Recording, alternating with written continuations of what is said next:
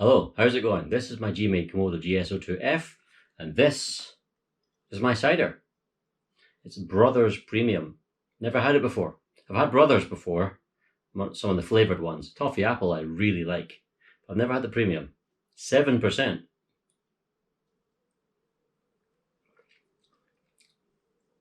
Nice. Nice.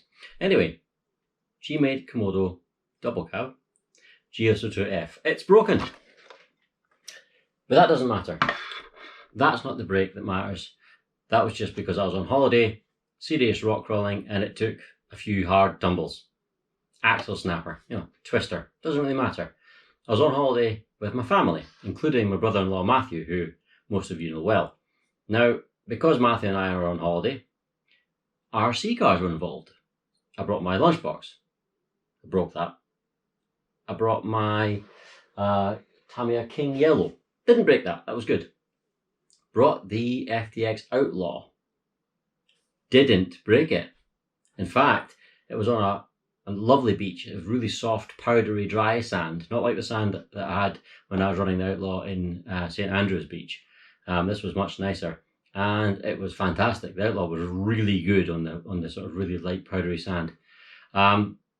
And I also had this, and we did some really good rock crawling, and it was all going well until, yet again, I heard a familiar noise. And that is what we have to talk about today, because Gmade has a serious problem. These are the GA44 axles. Most Gmade trucks run these axles. The GS01 family don't, like the Sawback, the original Gmade Komodo, but all of the GS02s use the GA44 axles. That's the GS02s, GS02Fs, and the new GS02FP with the portals on the Gmade Spider uses a variant of it as well. Crucially, they all use the same bevel gears.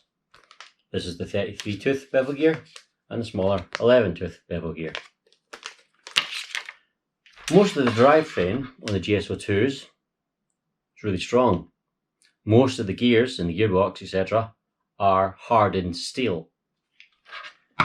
But the bevel gears are not hardened steel. They're much cheaper sintered steel. These are the steel equivalent of cheese. This is the third time I'm having to replace these. I've owned the truck for about 3 years, approximately one a year. I don't know if that's good or bad, the trail truck really. What I do know is I haven't used this that many times.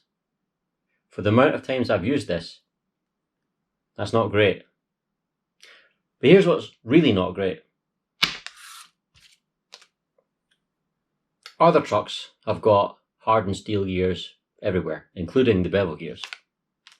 Matthew's Element Enduro is older than this. It's on the original bevel gears. He's had that since I had the old GS02 prior to the F. Not an issue. You don't get this problem with axles anymore. It's just not good enough. Now, last time I reported on the weakness of the bevel gears, I had many comments, and I had, more interestingly, comments from both extremes. I've had comments from folks saying, that's rubbish, Gmade are rubbish, I wouldn't buy Gmade, blah, blah, blah, right? The other side I've had, this is your fault. Look at the mods you added to the truck, it's much heavier, you put more load on the drivetrain. It's nothing to do with Gmade, it's you. Let's talk about that second one there. Is it my fault? I am running metal, heavier front wheels. I am running stainless steel, heavier links, at the front anyway. I am running bigger MT 1904 tyres. I'm running knuckle weights. I'm running the overdrive. I'm no longer running a 2-speed. After the first failure, I actually disabled the 2-speed because I wanted to give these as much of a chance as possible. The truck is a fair amount heavier than it was standard. So is it my fault? Well, no, not at all. These heavier wheels, these are Gmade wheels. These bigger tyres, These are Gmade tires. In fact, the Buffalo civilian version of this exact truck comes with these tires, these larger tires, as standard. These heavier steel links. These are Gmade links. Oh, I forgot to mention the drive shafts. Running steel drive shafts. These are Gmade drive shafts. The overdrive is standard. Obviously, I'm not running the 2-speed. Almost everything upgraded, aftermarket option I'm running on this comes from Gmade directly as an option for this truck. So if the options are causing it to break because it's got too much load, still a Gmade issue. The knuckle weights are not for the GS02 or the GS02F in this case. They're actually for the Axial SCX-10-2, but they're so familiar, they're so similar, the design, that they fit. Again, that's not really an excuse either, because the SCX-10-2 is much older than this platform. Way, way older, and it can run knuckle weights without a problem. In addition to all of that, these exact wheels, these exact tires, these exact links, these exact drive shafts, these exact knuckle weights, I ran them all on my old GS02. In fact, it was all carried over. It's not just the same ones, these are the exact ones. This is also the exact motor, the exact battery, the exact speed controller I used on my old truck. I carried them over. Now that old truck only went through one of these in about 3 years. So this is used 3 times more than the old truck did. 3 times more wear on these than the old truck did. But the old truck still wasn't good enough because, as I said, axials, you don't get that issue. I don't have any experience with the Traxxas TRX4, so I can't comment. But Matthew's Element Enduro, he's running much heavier wheels and tires on his truck. I mean, much, much heavier. Those wheels and tires alone make his truck heavier than this truck is, even though all the links and drive shafts are all standard. And he doesn't have knuckle weights. Those wheels and tires weigh so much on his truck. Not an issue. No problem whatsoever. Why? Because the Element has hardened steel bevel gears. The reason why my old truck only used 1 in the 3 years as opposed to 3 that this one did is because it simply doesn't have overdrive. It also doesn't have 2-speed, but I've disabled that now. So for the last 2 of these, didn't have 2-speed. On top of all of that, I'm sorry, front weight distribution, bigger tires, more ground clearance, heavier wheels, more articulation, all these things, that's normal. That's what RCists, that's what they do. That's what you do to your trail trucks or your rock rollers. You add weight forward. You do naturally, you give it more grip. You do things that do, yes, they add more strain to the drivetrain. MST don't seem to have an issue with that. HPI don't seem to have an issue with that. Traxxas don't seem to have an issue with that. Axial don't seem to have an issue with that. Element don't seem to have an issue with that. Gmade have an issue with that. You're allowed to like brands. You're allowed to have a favourite brand. But between myself and the regulars to this channel, we don't mess around. We say it as it is. We speak only facts, and there's no space for fanboyism on this YouTube channel. Okay? We say it like it is. This is not good enough. And this is coming from somebody who really likes my Gmades. So there is a reliability issue. There's a strength issue. There's a resilience issue with the bevel gears in this truck. So if you'll excuse me for a moment, we'll take this apart and we'll have a good look at it. Right, there's the 11-tooth bevel gear. Looks okay, looks not too bad, although the teeth are definitely smaller and more rounded slightly than the new one, very slightly. And this would work perfectly well, but I'll replace it anyway. There's no point in not replacing it. Now the 33-tooth bevel gear is the one that usually, in fact I can already see, yeah, they're not as as big or as pointed as previously. Is there any other one that's really obviously worn out? Oh yeah, there are. Yep. I don't know if you can see that on camera. There's a few of them that aren't looking particularly healthy. Oh, look at that one. See if I can get it. Can you see it? It's really low. Really small compared to the rest of them. That one there. Yeah, that's worn out. That's slipping.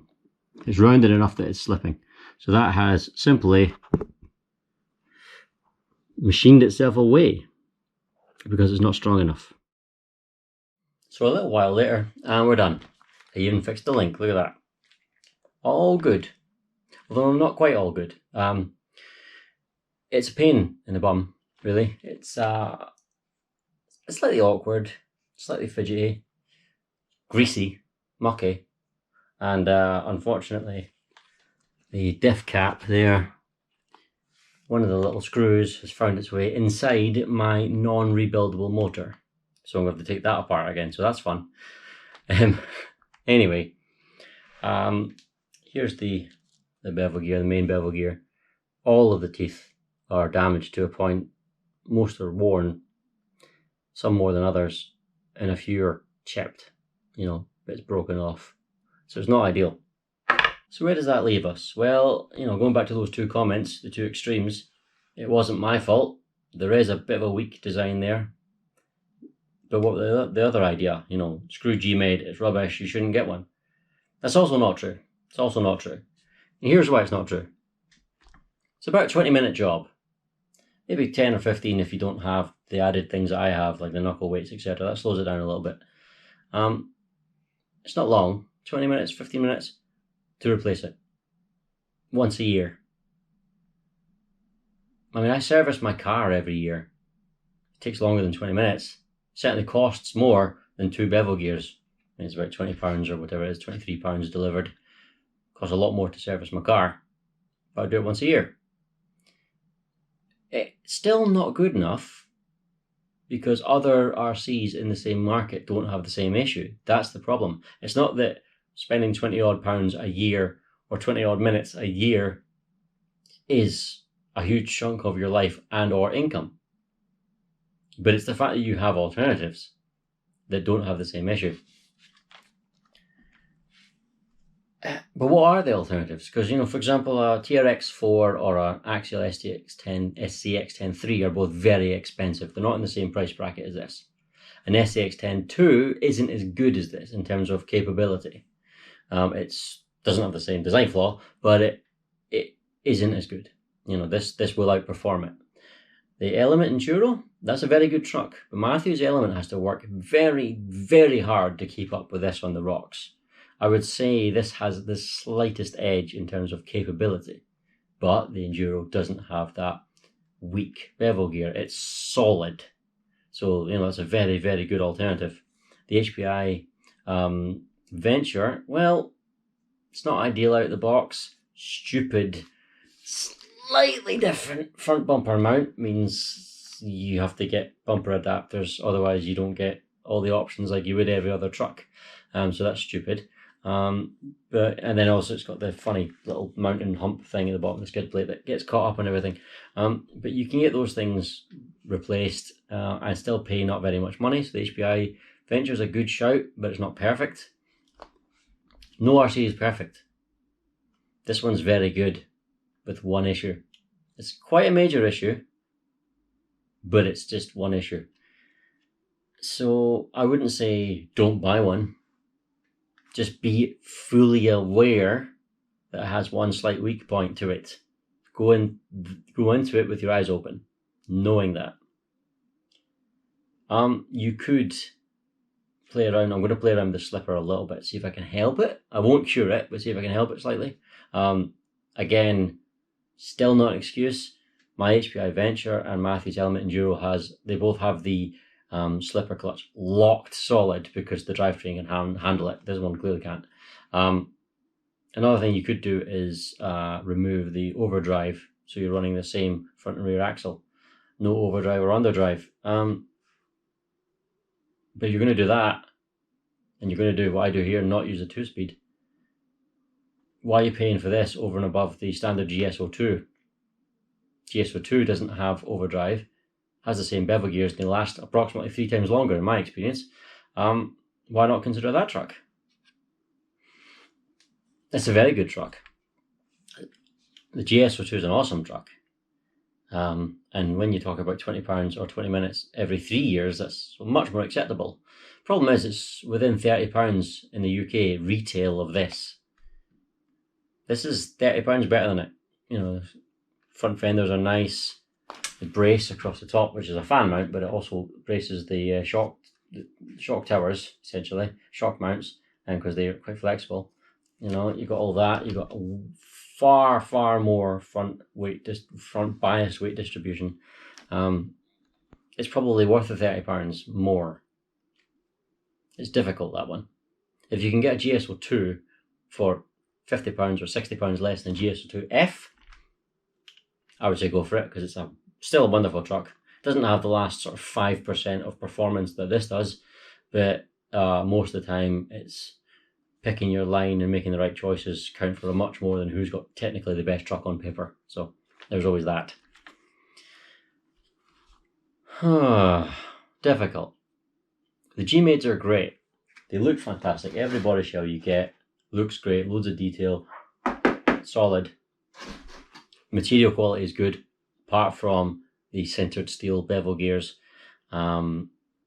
Everything else about it performs well. The tires are good.